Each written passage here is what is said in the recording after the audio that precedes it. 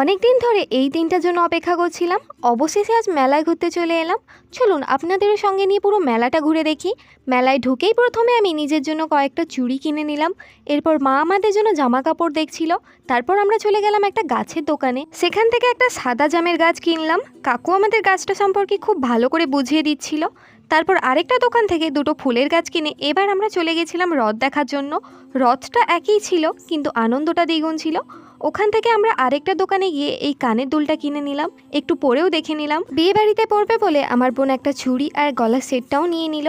আমাদের ঘোরা শেষ, এখন চলে যাচ্ছিলাম কিছু খাওয়ার জন্য, কারণ অনেকক্ষণ ধরে হাঁটছিলাম, খিদেও পেয়ে গেছিলো, তাই জন্য ফুচকা খেয়ে নিলাম সবাই মিলে। এরপর আমার পছন্দের ভুট্টা ছ্যাঁকাও নিয়ে নিল। মায়ের পছন্দের জিলিপিও নিতে ভুলেনি কিন্তু মা। আমার জিলিপি খেতে অতটাও ভালো লাগে না, তবে মা আর বোনের ফেভারিট। বাস স্ট্যান্ডে এসেই দেখি বাস দাঁড়িয়ে রয়েছে, তাই জন্য দেরি না করে উঠে পড়লাম। দেখা হচ্ছে পরবর্তী ভিডিওতে।